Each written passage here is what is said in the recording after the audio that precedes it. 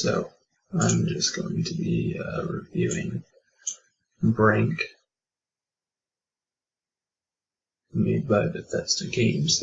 I'm just going to be going over the basic components of the game. It has a very unique character customization, very good graphics in a sense for its date, and when it was created has a very short campaign though from looking at it in perspective, but it has, or it did have, very good multiplayer online, and it has some fun little missions you can do on your own, like parkour this or escort mission, and tower defense. Has many game modes like that.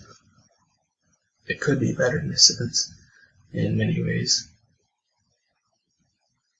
However, I'm going to be talking about it as a mixture of Counter-Strike Global Offensive, Call of Duty Black Ops 2, and a little bit of steampunk kind of genre in it. Somewhat. It's got like this steampunk feel to it, kind of. Not necessarily. It's got that grim grunge kind of feeling with it, depending which faction you play with. Gets that Counter-Strike feeling, where it comes with the guns and they actually take recoil. However, it gets the Black Ops feeling where everything changes when the guns can completely move. But similar to Counter-Strike, it's a very team-based game that you need to play with your team, especially online, because your reward points based on how much team activities you create. There is no kill-death ratio presented to you, which I know is a problem for many people, but I find it to be quite entertaining and quite fun to focus on the team objectives as opposed to worrying about killing the opponent. So for example, stealing command posts, setting up turrets, buffing your teammates' damage, helping them out depending on what class you are, and using your perks to the best ability to help your teammates succeed in the victory in completing the objective.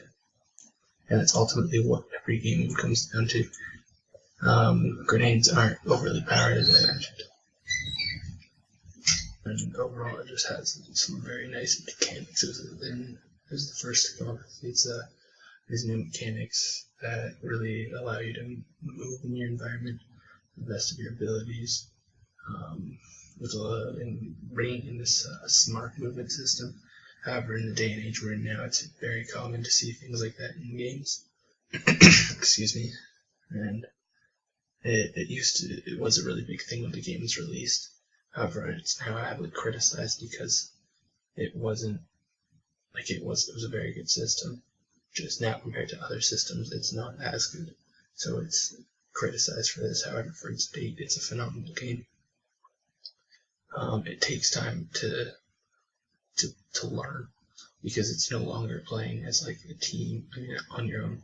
It's now playing completely as a team. You have to work with everybody to build turrets, to work on fortifying, and it's a difficult game. It's got really good graphics. It runs very smoothly. As you can see, it runs very smoothly. I would give it an 8 out of 10. This is just positives. Now, why I got an 8 out of 10 instead of 10 out of 10, because I'm really hyping it up here, is its campaign is absolutely short.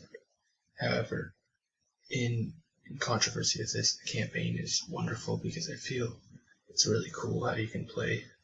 You get to pick at the beginning which cause you're fighting for, and then after you finish that campaign, you can then do the other side to it. And following that, you can then start a new character and work on their perks or leveling them up, which I find really fun. But the campaign is ridiculously short, and I don't like that, because you can beat the campaign in about 45 minutes, half an hour minimum, roughly, give or take a few minutes, pretty easily. And another thing is, although it's a great game to play online, there's no multiplayer really anymore because the community is very short, and there's a couple people left in the community, maybe one or two on a server at a time. So really, if you buy the game, you're adding to the community. However, the community is very small. I recommend you buy it when it's on sale.